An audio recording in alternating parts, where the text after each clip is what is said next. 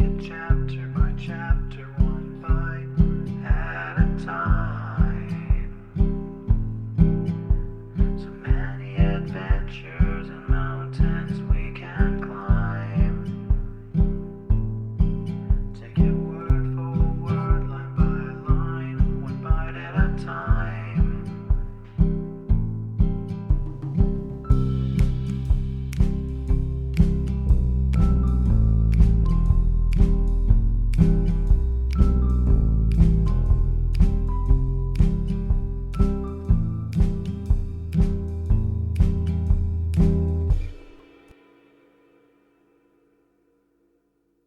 Welcome to Bite at a Time Books, where we read you your favorite classics one bite at a time. My name is Bree Carlile, and I love to read, and wanted to share my passion with listeners like you. If you want to know what's coming next and vote on upcoming books, sign up for our newsletter at biteatatimebooks.com. You'll also find our new t-shirts in the shop, including podcast shirts and quote shirts from your favorite classic novels. Be sure to follow my show on your favorite podcast platform so you get all the new episodes. You can find most of our links in the show notes. But also our website, biteatatimebooks.com, includes all of the links for our show, including to our Patreon to support the show, and YouTube, where we have special behind the narration of the episodes. We're part of the Bite at a Time Books Productions Network. If you'd also like to hear what inspired your favorite classic authors to write their novels, and what was going on in the world at the time, check out the Bite at a Time Books Behind the Story podcast, wherever you listen to podcasts. Please note, while we try to keep the text as close to the original as possible, some words have been changed to honor the marginalized communities who've identified the words as harmful, and to stay in alignment with Bite at a Time Books' brand values. Today, we'll be concluding The Adventures of Tom Sawyer by Mark Twain. Chapter 35. The reader may rest satisfied that Tom's and Huck's windfall made a mighty stir in the poor little village of St. Petersburg. So vast a sum, all in actual cash, seemed next to incredible. It was talked about, gloated over, glorified, until the reason of many of the citizens tottered under the strain of the unhealthy excitement. Every haunted house in St. Petersburg and the neighboring villages was dissected plank by plank, and its foundations dug up and ransacked for hidden treasure. And not by boys, but men. Pretty grave, unromantic men, too, some of them. Wherever Tom and Huck appeared, they were courted, admired, stared at. The boys were not able to remember that their remarks had possessed weight before, but now their sayings were treasured and repeated. Everything they did seemed somehow to be regarded as remarkable. They had evidently lost the power of doing and saying commonplace things. Moreover, their past history was raked up and discovered to bear marks of conspicuous originality. The village paper published biographical sketches of the boys. The widow Douglas put Huck's money out at 6%, and Judge Thatcher did the same with Tom's at Aunt Polly's request. Each lad had an income now. That was simply prodigious. $1 for every weekday in the year and half of the Sundays. It was just what the minister got. No, it was what he was promised. He generally couldn't collect it. $1.25 a week would board, lodge, and school a boy in those simple days. And clothe him and wash him too, for that matter. Judge Thatcher had conceived a great opinion of Tom. He said that no commonplace boy would ever have got his daughter out of the cave. When Becky told her father, in strict confidence, how Tom had taken her whipping at school, the judge was visibly moved. And when she pleaded grace for the mighty lie which Tom had told in order to shift that whipping from her shoulders to his own, the judge said with a fine outburst that it was a noble, a generous, a magnanimous lie. A lie that was worthy to hold up its head and march down through history breast to breast with George Washington's lauded truth about the hatchet. Becky thought her father had never looked so tall and so superb as when he walked the floor and stamped his foot and said that. She went straight off and told Tom about it. Judge Thatcher hoped to see Tom a great lawyer or a great soldier someday. He said he meant to look to it that Tom should be admitted to the National Military Academy, and afterward trained in the best law school in the country, in order that he might be ready for either career or both. Huck Finn's wealth and the fact that he was now under the widow Douglas's protection introduced him into society. No, dragged him into it, hurled him into it, and his sufferings were almost more than he could bear.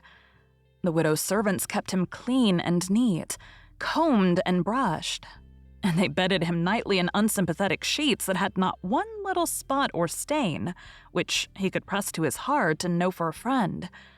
He had to eat with a knife and fork. He had to use napkin, cup, and plate. He had to learn his book. He had to go to church. He had to talk so properly that speech was become insipid in his mouth. Whithersoever he turned, the bars and shackles of civilization shut him in and bound him hand and foot. He bravely bore his miseries 3 weeks, and then one day turned up missing. For 48 hours the widow hunted for him everywhere in great distress. The public were profoundly concerned. They searched high and low. They dragged to the river for his body. Early the 3rd morning, Tom Sawyer wisely went poking among some old empty hogsheads down behind the abandoned slaughterhouse, and in one of them he found the refugee. Huck had slept there. He had just breakfasted upon some stolen odds and ends of food, and was lying off now in comfort with his pipe. He was unkempt, uncombed, and clad in the same old ruin of rags that had made him picturesque in the days when he was free and happy. Tom routed him out, told him the trouble he had been causing, and urged him to go home. Huck's face lost its tranquil content and took a melancholy cast. He said, "Don't talk about it, Tom. I've tried it and it don't work. It don't work, Tom. It ain't for me. I ain't used to it. The widder's good to me and friendly, but I can't stand them ways. She makes me get up just at the same time every morning. She makes me wash. They comb me all to thunder. She won't let me sleep in the woodshed. I gotta wear them blamed clothes that just smothers me, Tom.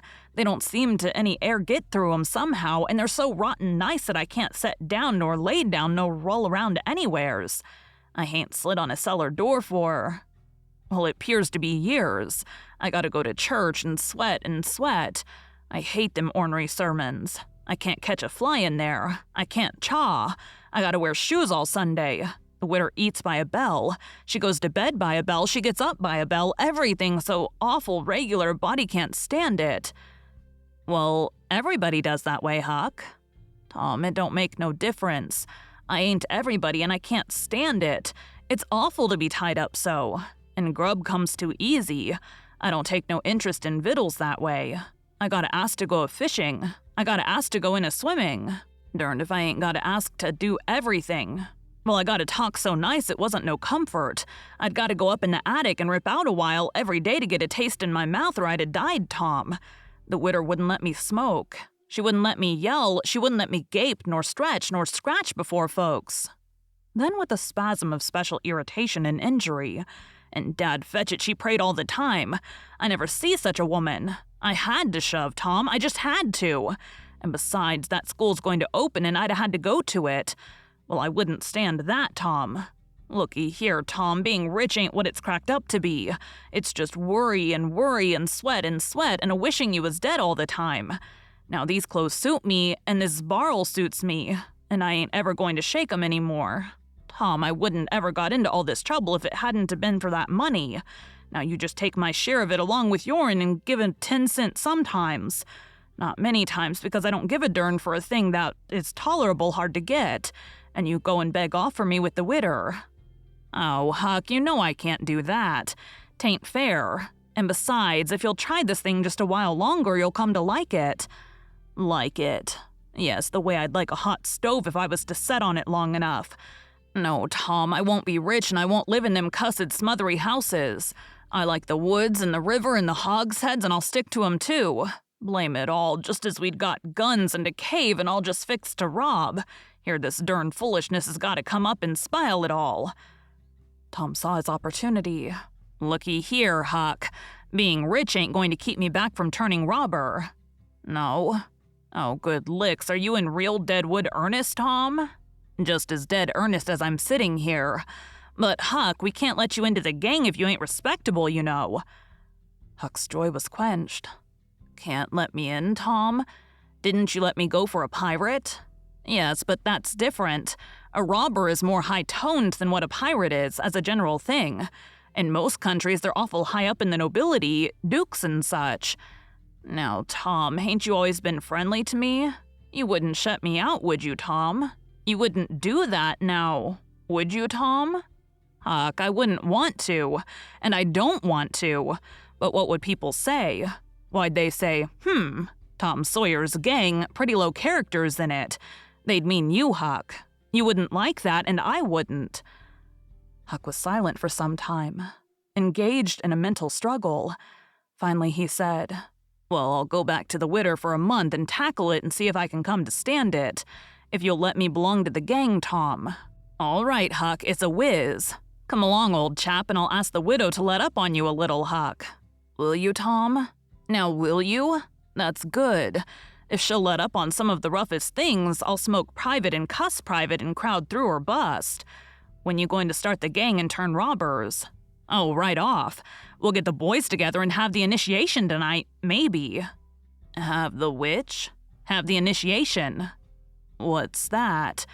It's to swear to stand by one another and never tell the gang secrets, even if you're chopped all to flinders and kill anybody and all his family that hurts one of the gang. That's gay. That's mighty gay, Tom, I tell you. Well, I bet it is. And all that swearing's got to be done at midnight in the lonesomest, awfulest place you can find. A haunted house is the best, but they're all ripped up now. Well, midnight's good anyway, Tom. Yes, so it is. And you've got to swear on a coffin and sign it with blood. Now that's something like... Why, it's 1,000,000 times bullier than pirating. I'll stick to the widder till I rot, Tom. And if I get to be a regular ripper of a robber and everybody talking about it, I reckon she'll be proud she snaked me in out of the wet. Conclusion. So endeth this chronicle. It being strictly a history of a boy, it must stop here. The story could not go much further without becoming the history of a man. When one writes a novel about grown people, he knows exactly where to stop. That is, with a marriage. But when he writes of juveniles, he must stop where he best can. Most of the characters that perform in this book still live and are prosperous and happy. Someday it may seem worthwhile to take up the story of the younger ones again and see what sort of men and women they turned out to be. Therefore, it will be wisest not to reveal any of that part of their lives at present. Thank you for joining Bite at a Time Books today, while we read a bite of one of your favorite classics. Again, my name is Bree Carlile, and I hope you come back tomorrow for the first bite of Adventures of Huckleberry Finn. Don't forget to sign up for our newsletter at biteatatimebooks.com and check out the shop. You can check out the show notes or our website, biteatatimebooks.com, for the rest of the links for our show. We'd love to hear from you on social media as well.